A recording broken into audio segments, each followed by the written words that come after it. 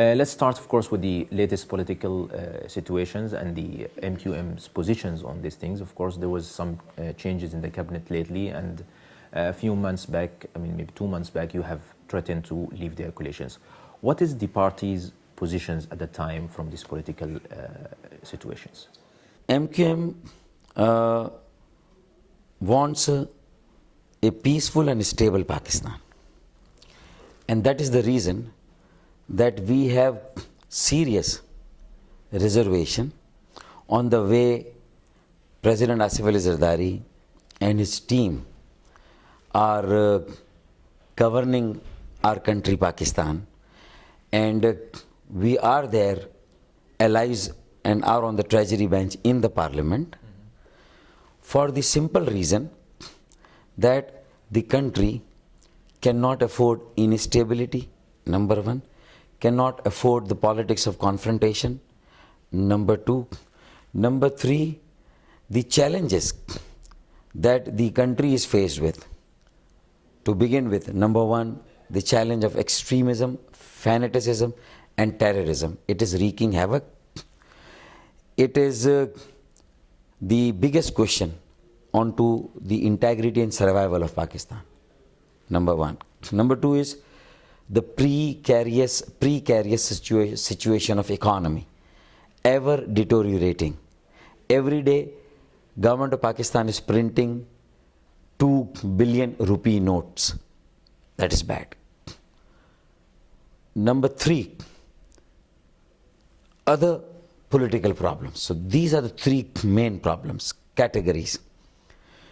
And we want to see a progress on this by the new cabinet. We are not in a rush to join the government. We first want to see some of the issues of empowerment of MQM's ministers in the provincial government of Sindh, where we are their partners, where we are in the government. Okay. Empowerment of our ministers, that they are independent in policy making and they can take decisions and they can run their own ministries. There are issues of development schemes. There are other issues of economic program for the province of Sindh and things like that. So it's one issue. But bigger than this issue is a renewed dialogue for fixing the economy of Pakistan.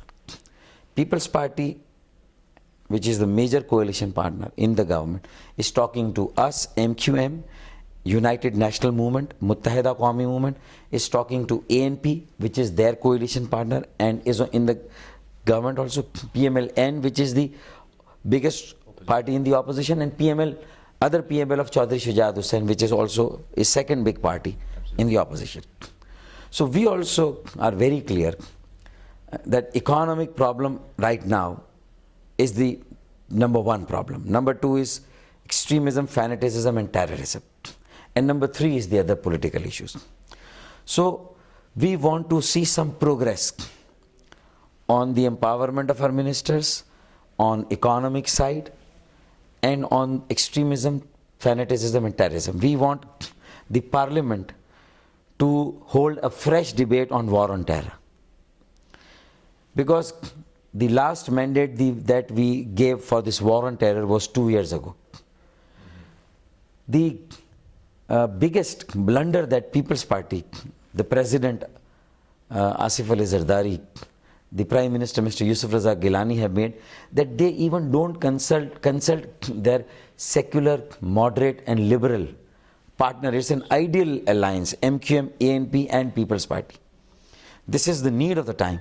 But we are never being consulted, we are never taken on board into confidence on economic and financial policies, on security issues, war on terror, and on other political things. We want that should be held regularly. This is one. So we are focusing our eyes on this negotiations to fix economy. The government has come out that there is a budget deficit of 4%. It may rise to 6%, which is very horrifying, frightening. Then the tax GDP ratio of Pakistan is very low, embarrassingly very low. tax base is narrow, fiscal deficit is going up,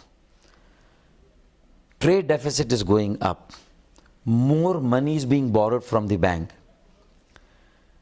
So I am also for improving my tax GDP ratio from 9 to 14%, reducing my fiscal and budget deficit, broadening the tax base, and I am also for reducing my budget deficit. And inflation rate is 15%. My growth rate for the last 2 years has been very sluggish, 2%. And what remedy the People's Party and the government is coming up with is RGST, because they have negotiated a deal with IMF. I am asking IMF that they should not conveniently accept what the biggest government party is offering them. I am also for documenting my economy, reducing fiscal deficit, as I have said, reducing inflation, broadening tax base, and improving tax GDP ratio, mobilization of additional resources. I am also for it. But I see that for the last 60 years, since my parliament and my democracy is very selective and is throwing only very moneyed, very rich people in the assembly. They are feudals, big feudal lords, they are tribal lords, they are big capitalists who believe in unbridled capitalism. And I am against all this, because this has, over a period of 60 years, 6 decades, what we have seen is a status quo and ad hocism in Pakistan, a rule of 2% ruling elite, 500 families, politics of dynasties, that whether it is democratic, elected, civilian, political government rule or a military rule, the same families have been running Pakistan. So the real wrong that afflicts body politic of Pakistan is feudalism, over centralization, and from the lap and warm of these two chronic ailments, the terrorism has got birth from the lap and warm of these basic wrong in my system, and the deterioration of economy, that this economy has never been a sustainable economic growth. Sustainable economic development has never, and true democracy has not come into Pakistan. 70% of the parliamentarians, Senate and National Assembly are feudals, tribal lords and big capitalists. So a common man is not represented, despite that we have a democracy. It's not true or real democracy. That's why my leader has been talking about a revolution, and this revolution will be a peaceful revolution, a revolution of ballot. And if the establishment of Pakistan or the so-called civilian democrats, which are feudals and tribal lords, if they will suppress any uprising, awakening in the peasants, farmers, rural women, unemployed youth, the youth of Pakistan, and they want to vote for a middle class phenomena in Pakistan, they want to vote for a non-privileged, disadvantaged group, 98% ordinary working class common Pakistanis. So a revolution of middle class and working class will come peacefully through ballot. But if this feudals, tribal lords, big capitalists and my establishment will suppress the elections, the next elections, and they will suppress this ballot revolution and peaceful revolution, and they will not allow this to happen, because people are very angry at the big political parties in Pakistan, whether in opposition or in government, and they are seeing that they are scratching each other's back, that you take 1 5-year term and the next time I will come in power. You scratch my back, I scratch your back. This is what Charter of Democracy is in Pakistan. So now, what I am saying, that if they will suppress it through gerrymandering or rigging of election, and will not allow this peaceful ballot revolution to take place in Pakistan, then people of Pakistan under the leadership of my leader Mr. Altaf Hussain, will take on to the streets like the people in Egypt and like the people in Tunis. They will also come on the streets. So this is, I'm giving a warning to the international community, friends of Pakistan, if they do not neutrally observe the next democratic process in Pakistan, then people will come on the streets, because they are already, they're groaning under the price hike, poverty, unemployment, inflation, corruption, load shedding. These are some of the burning problems that people of Pakistan, they're feeling the heat of it, and now they are being asked to pay one more tax. Already this indirect tax incidence is 62%, which is too high anywhere in the world. No other country has. So the people, and that's why I have objected to this formula between IMF and People's Party or my government. We have refused that. You've talked of different problems and your critics to the policy of the government, but you are also, as a party of MQM, accused by several society members and several observers that you are a supporter of military rulers in the past for Zia al-Haq and General Pervez Musharraf in the recent years. Now, you're talking of revolutions, as Mr. Altaf Hussain said, that French revolutions to eradicate the corruptions in the street. We are one of the best organizations in Pakistan. Our discipline is known all over Pakistan and all over the world. The observers have hailed our big rallies in Karachi and our recent rally in Bidshah in interior of Sindh. A Sindhi-speaking people. MQM has come a long way from being a regional and an ethnic party to now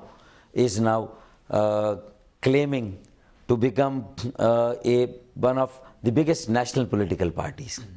And my political program, Mr. Hussein's political ideology and philosophy, is attracting people from all over Pakistan. And because of the dismal and disappointing performance of PMLN in opposition, People's Party in the government, people now are looking at my party as the third option in Pakistan.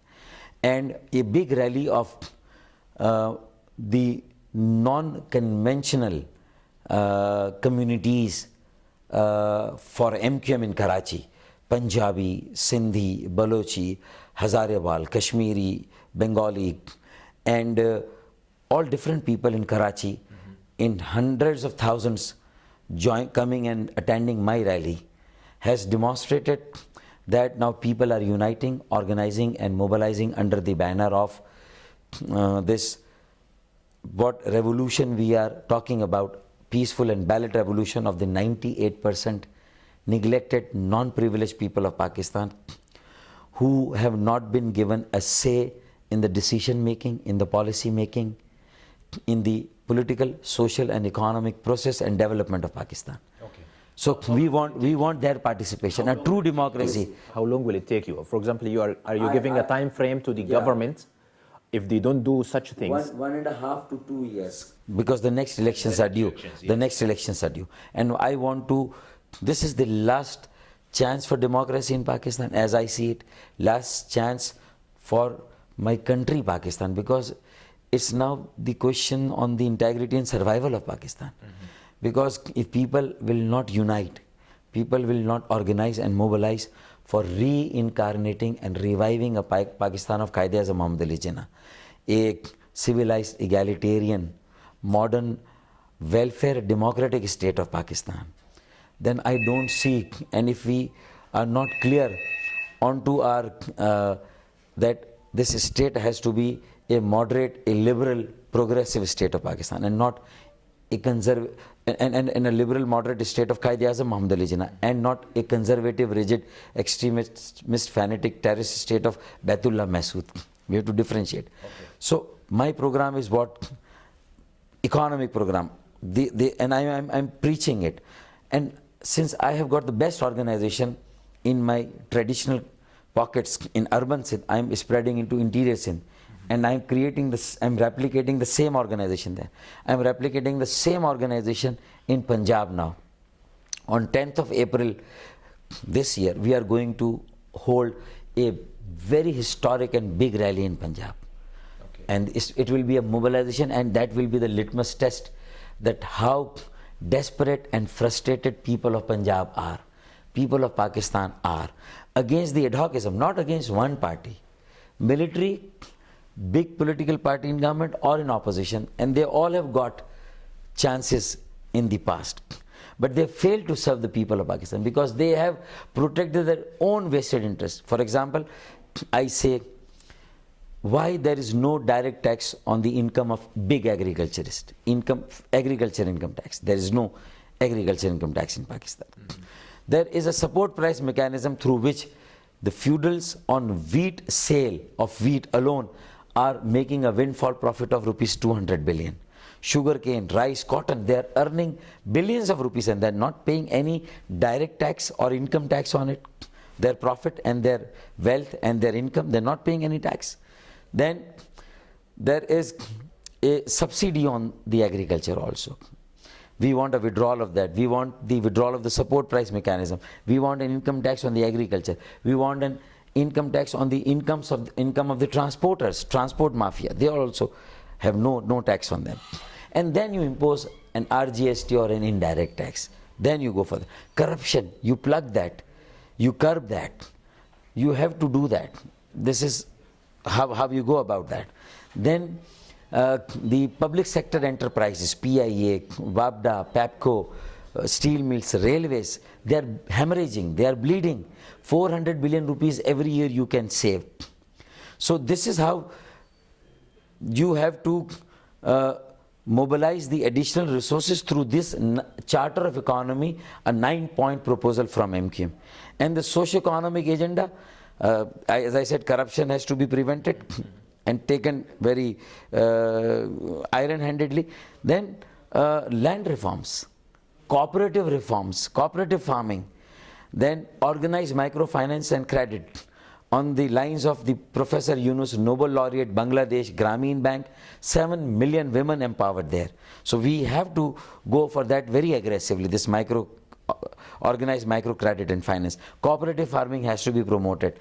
Then public-private partnership models have to be brought about. Then value addition has to be supported. Incentives have to be given for the low-cost housing scheme. This is how you fix your economy, by providing people opportunity and space to work. Provide them incentives. There is no incentive. You only talk of 1-point agenda and that is the last resort and the only way out is the RGST. This is wrong. I met the IMF delegation. I met European Union, members of the European Union community, and Canadians and Americans and Japanese, and they all are now very clear that they did not know that Pakistan has a 62% incidence of indirect tax. Tell me one country which has developed like Malaysia, China, India, South Korea, and now Vietnam, Thailand, Philippines, and Bangladesh. Tiny, small countries now. And look at Sri Lanka, look at Turkey. How, and I also envy Egypt, that at least they have tried to improve the tax GDP ratio. And they have mobilized more resources. And yes, some of these countries have this VAT or RGST, but only after when the direct and indirect taxes 50-50%. So I want direct taxes to be levied first, corruption to be plugged and curbed and eradicated, reforms in my public sector enterprises. Loans were written off on political grounds, they have to be retrieved back. So this is my program. And madrasa reforms to prevent terrorism and more terrorists and extremists from coming out of these madrasas. Then FATA reforms has to be implemented. FATA is an area which is a war-torn region. Now from Malak and Swat, the operation of military went into South Waziristan. Now they are deciding to go into North Waziristan. But the military action is not the only option.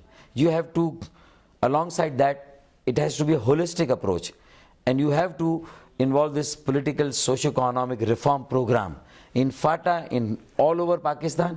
Provincial autonomy, more financial and fiscal autonomy should be given to the provinces. 18th Amendment, yes, has gone a long way.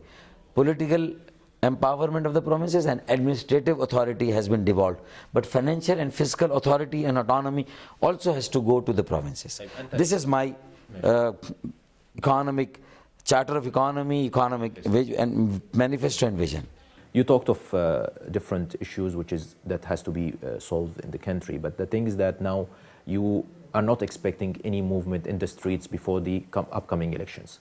Now, Mr. Musharraf I'm just advising that it will be premature, and any such revolution through the agitation of people on the street, through the protest of people on the street, if it is not regulated, organized and controlled, and it does not have a particular direction, people, I know, they are already teeming millions, groaning under this price hike, inflation and corruption and load shedding and things like that. Unemployment, poverty. They can come on the streets without a call from any party? Yeah, they can.